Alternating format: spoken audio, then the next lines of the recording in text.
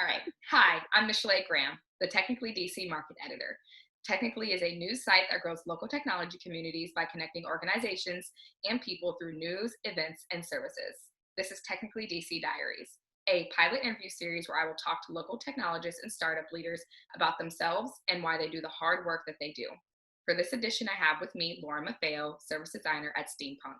Thanks for joining. Thanks for having me. Look, I'm already stumbling. That's all right. It's Friday. You're allowed. Right, it's Friday, it's the end of the day. So how are you today? Good. It's been a week. I've had just nothing to do with work. It's just stuff related to the pandemic and some things that friends are going through personally that I think are amplified during the pandemic. So it's been a bit of a heavier week, but I'm happy it's almost over, and overall things are going really well in my new job that I just started, which I'm also really grateful for, especially during this time. Awesome. So we're definitely going to get to talking about that. But first, let's backtrack a little bit. How did you first get into technology slash entrepreneurship? Very indirectly. So I studied abroad in England for a semester when I was in college, and I'll back up a little bit. I was born and raised in a suburb of Boston and then moved to DC for college. So I've lived in the district for a total of 10 years, but there was a break in between, which I'll explain in a bit.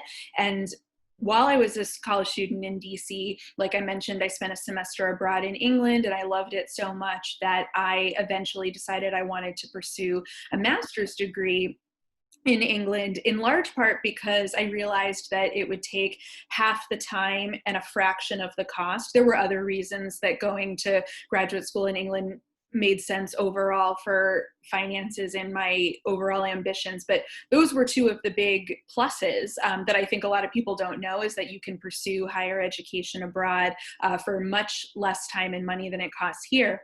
And while I was writing my dissertation, I happened to go to a networking event at General Assembly's London campus. At the time, General Assembly was just opening in London, so this was like its launch party. I got into it because I went to college and graduate school with the goal to be a journalist. And I didn't care so much what I covered, but I knew that I wanted to be a journalist. And so then it became a question of networking with people in that space. And I connected on Twitter with a prominent tech journalist based in London who invited me to this party. And one connection led to another. I ended up meeting some entrepreneur there named Rajib Day, who is pretty influential in the London startup scene. And I ended up doing a internship of sorts at his company once my dissertation was turned in. And basically one connection led to another, where I spent my first year out of graduate school in the working world, working both as a consultant for London-based tech and digital startups, alongside covering the European oh my goodness. You got it. That Technology? Yes. There we The go. technology scene. And so I ended up, alongside working for those London-based startups, reporting on Europe's tech scene from London for digital news sites like The Guardian and The Next Web. So I would pitch article ideas and get them accepted on an ad hoc basis. And so that's how I really learned about tech, because I was able to find the experts that I needed to explain various concepts or seed rounds or business pitches to me. And I didn't have to be the expert. I just had to find the experts. And I was really happy to be doing journalism, but I also realized over time that I had a genuine interest in technology. And that led me to eventually want to pursue a career in the field. I started in more of a marketing function. So I was the 9th employee at a Silicon Valley-based SaaS startup 5.5 years ago. And that company had a fully remote workforce with everybody working from home and no central office. So that job was great preparation for 2020, when everybody is working from home full time again. And most recently, over the summer, I've really transitioned from more of a marketing/research analyst role into service design, which is what I'm doing for SteamPunk now, working on a technical project team to build tech solutions for government clients. And like I said, over time, I realized that I really wanted to get more of that technical experience working with engineers and data architects and product teams. So I'm really happy with where I've ended up. Awesome. That's amazing. I'm happy for you. So you kind of touched on it a little bit already. And we talked about how you're about a few weeks into your new role at SteamPunk. So what does a day in the life of a service designer really look like? What does your work look like for you each day? Yep. So I saw that you asked in your prior interview, you asked what this person wanted to do in 5 years. And I didn't know at the start of 2020 what a service designer is. And now that's my title. That is a lot, that's a roundabout answer. And basically what I do each day is I lead user interviews for the project that I'm on. So I'm working with project stakeholders at my government client to identify who the key users are of this product we're redesigning. So I learn who are the people I need to talk to. I outreach to those people to explain what our project initiative is. And then I am in charge of leading the user interviews for those projects. So that involves interviewing them, capturing their feedback, making sure that we interview enough users of the tool that we're redesigning. And then ultimately the goal is to translate that user feedback and those interviews into feature requirements and priorities that we should be giving to the technical team so that they know what to build and deliver the client in the redesign. And I know that that can sound really dry, but and also I know it can sound very different from journalism, but it's actually very similar because if you're a journalist, you're interviewing people all day, and that's really, I think, the heart of what a service designer does, because before you can really start building wireframes and mock-ups and translating that into a product, you really have to understand the user journey and specifically what a user's pain points are with any particular product. So that involves asking them the right questions, not asking closed-ended questions or leading questions where you're implying that they should answer a certain way. It's very similar to journalism. And so I feel like a lot of those skills that I learned as a journalist are very transferable to this role. And that's interesting to me because in user research, that's not a career that someone that really goes to college to major in because it's so new. But I often see job requirements that want, years of experience in that field. And so I think if there's a journalist watching this and the idea of doing service design and user research sounds interesting, I would really focus on how your skills as a journalist qualify you to do that type of work, because I think it's the best preparation that there is for service design, because it allows you to combine that curiosity about people and that desire to talk to people with a higher level view of what's possible for you to deliver. And that's really ultimately what service design is. I just didn't know that when the year kicked off. Awesome. Well, congrats on your new role. I hope Thank everything you. goes well. So switching gears a little bit, can you talk to me about what's great about the DC tech community and what can it do better? That's a great question. I think the DC tech community is very unique in how diverse it is. That's an answer that's given often, but it's given for a reason. It's the city where the pay gap between men and women is the lowest nationally, and it has been for some time. You recently published technically a story about how 30% of businesses in DC have Black ownership, which again is much higher than many other regions, much higher. And it is, I think, the city with the most minority-owned businesses overall. And so if you're looking at your career from a place of equity and you're looking at it from a place of where am I most likely to succeed, if you're outside the realm of the average person in tech, so to speak, there really is no better place than DC. And I would also say that I think what makes DC stand out is that focus on civic tech. I'm new to civic tech in the sense that my job at SteamPunk is my first interaction with government technical projects, but there is such a large network of people here who are really passionate technologists, but they're really keen to apply their knowledge to government services where the work might not be as glamorous, the tech stacks might be a little outdated, but the overall impact that you can have by redesigning services that affect people at a mass scale is much greater than what you might find in a city like San Francisco, which is much more focused on private tech and apps and things of that nature. So I think people here have a more holistic view of the impact their technology has and their day-to-day work has. And so that's what makes DC really special. I do think there could be more focus on how to think outside the box when it comes to merging, for example, policy with technology. And what I mean by that is I see, that there's a very large think tank population in DC, and there are a lot of people who do a lot of great work in technology policy in terms of policy analysis, but I often don't see that translate into direct understanding of technology at the policy level. And so I think something that DC Tech could do better over time is trying to work directly with politicians and policymakers to really bring their technical expertise to policy and legislation, because I think there's overall a broad lack of awareness about the power of technology like 5G, facial recognition software that is going to be increasingly relevant in the next 3 years, let alone the next decade or two.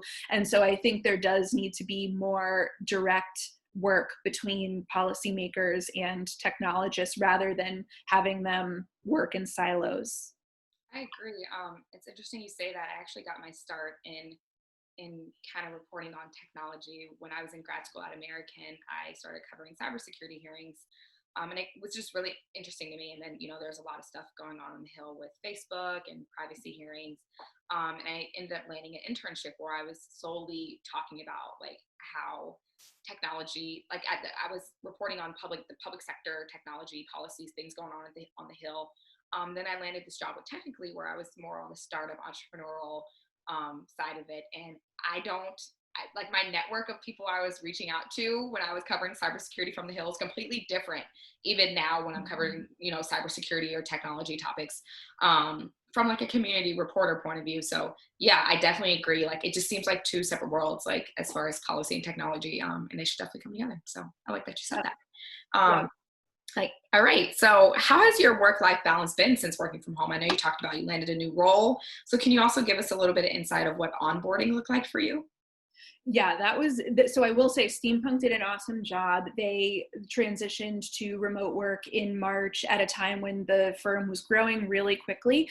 And that's one of the things I really love about working there so far is that you do civic tech work for government clients, and the internal environment of SteamPunk really feels a lot more like a startup because they did a massive rebrand a year ago. And so that relates to onboarding in the sense that they transitioned really quickly to a high growth environment that was fully remote. And so my onboarding was fully remote, and I will be working from home completely till the end of 2020, which I'm relieved about, to be honest, because we've proven that we can do the job that we were hired to do remotely. And so I think for me, that alleviates a lot of worry about catching something on the way to work, taking public transport, being in an elevator with people. The return to work environment would look so different than what it was before that for me, I would much rather have peace of mind knowing that I can work comfortably from home.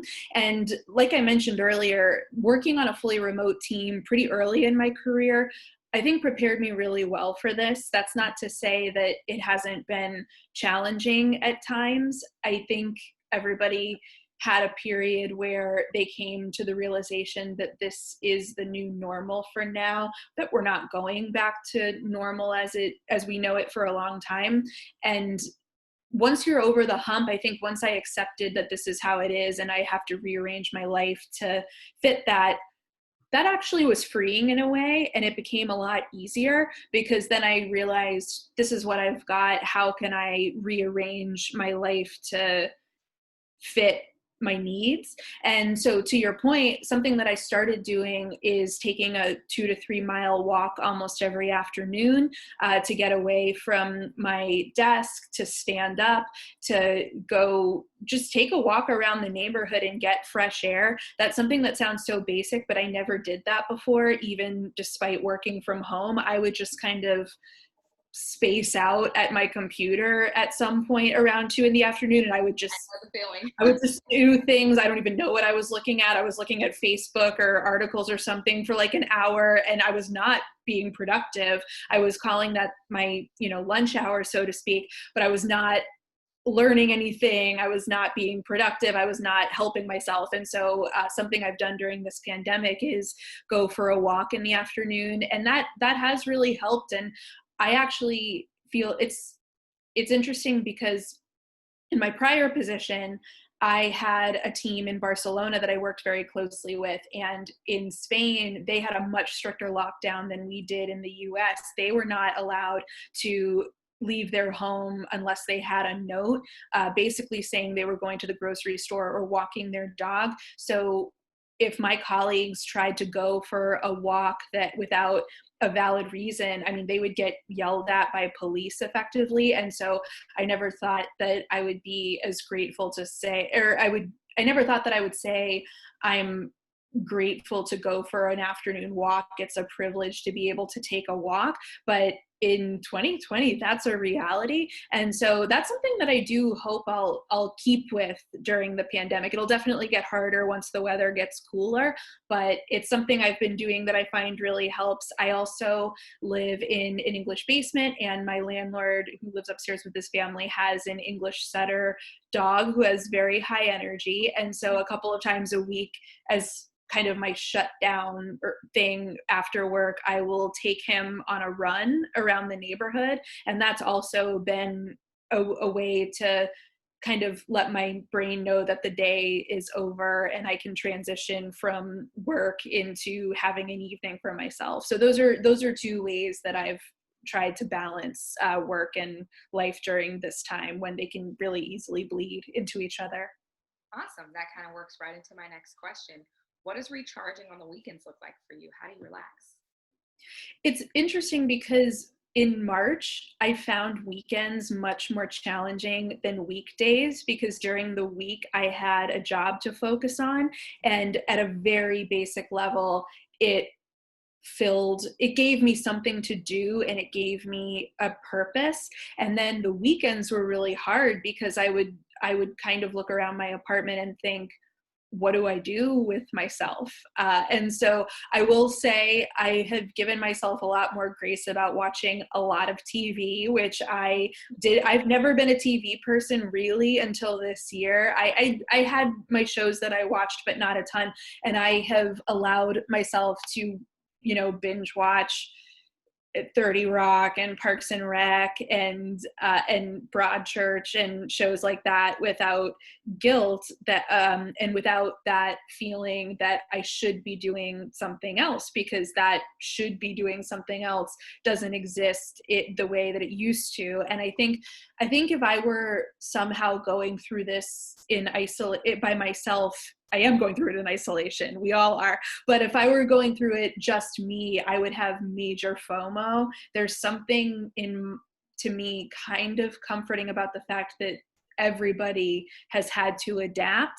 Now, that doesn't mean that everybody has had to adapt equally or that everybody has had the same challenges, because there's a ton of variance, but there is something that allows me there's something about knowing that everyone is expected to stay home and protect each other that allows me to kind of binge watch TV on the weekends without guilt. Absolutely. I can attest to that. I think it was like in 2 to 3 weeks, I binge watched the like first 6 seasons of Love Island. I don't know if you've heard Oh of that. man, I haven't watched that yet. Everyone's been in a frenzy about it. Like the first 6 seasons were on Hulu, and I talked about it at work. Like some of my colleagues even watched it, and I'm like, it's such like TV, but it's my No, pleasure show, and I love it. And I'm like, I like follow these people on Instagram. I get so invested in these relationships.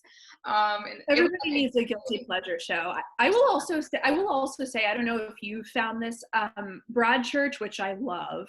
It's on Netflix, and it's a British show from about 7 to 3 years ago. It was on, and everybody should watch it. But that's the first really heavy show I've watched in quarantine. I have not, prior to this, the last 5 months, I've been watching like surrealist satire shows because I needed super light stuff, especially in June. I mean, June, as you know, was a very heavy month, and I could not, I was like, I can't handle, Ozark or The Wire or anything like that. I don't have space in my head to do that. Not right now. Yeah, I have like gone through different stages, like in the things that I watch. Like recently, like for 2 weeks, I was watching a lot of true crime shows, and I'm like, why would I do that to myself? And I live alone. I just have my dog, and I'm like, what was I doing? Anyways, back to Oh, no, see, I can't do that. Like, I can't like watch. I feel like If there's something about a break-in, I just can't do it. I get a Because rush on it. worst nightmare. So It's really bizarre, but yeah, I like get obsessed, and then I'm like popping up out of my sleep, like, what was that? It's crazy. But luckily, I have a dog who barks at any and everything if anything comes near the house, so it's cool. All right, that's, last question for you. If you could describe yourself in 3 words, what would they be? I would say curious, empathetic, and self-motivated, I would say. The flip side of that last term is that if I do not have that inner motivation to do something, it is very hard to convince myself to do it. So I do really need that intrinsic motivation to complete something. And that's a big part of why I have always felt like I need to be fulfilled at work. I almost said happy at work, and I don't think that's realistic because you won't be happy all the time. But if you feel fulfilled in what you're doing, I think that really helps offset any frustrations. And so that's why a job where I am talking, for example, to users, or as a journalist, when I was talking to interview subjects, I find that very fulfilling. And so I am happy to be able to do that. But like I said, the flip side is that if you ask me to start creating pivot tables in Excel, it's going to take a while because I'm not going to have that. I do not have that intrinsic motivation to do pivot tables in Excel. I have a cousin who's a mathematician by her degree, and she made a comment 1 or 2 years ago, like, I love working in Excel. And I was like, who are you? I don't understand you. I still don't get it, so. But all right, let's wrap this up. Any last words? Any announcements? You can use this time to tell me about any upcoming events or things you have going on. Well, the main thing is that I have been looking at ways to get involved civically in this fall season that we're coming up on, specifically November 3rd. And I follow this group called Power the Polls, and they are really trying to sign up as many poll workers as possible, because the age of the average poll worker in the country is 61, and that's the demographic most vulnerable to COVID-19. And so they are really trying to get younger Americans to volunteer as poll workers on November 3rd, and maybe in early voting as well. So all you have to do is apply through your local board of elections. If you are 18, a registered voter, and speak good English, working English, you are qualified to do it. So it's not a question of needing these big credentials. So you just apply through your local board of elections to be a poll worker. It took me about 2 weeks to hear back about my application. And then they will follow up with you about how to do the job on November 3rd. But it's a really important part of the democratic process. I had no idea how to get involved before, but I would encourage anybody watching this to go to Power the Polls, and then you can look up where you live, you can find your local board of elections, and you can apply to be part of the presidential election that way. Awesome. Thank you so much for sharing that information. I'm definitely going to look into it. Good. Thank you so much for joining me today. I really appreciate you chatting with me. This has been Technically DC Diaries. I'm Michelai Graham. Thanks for watching and listening.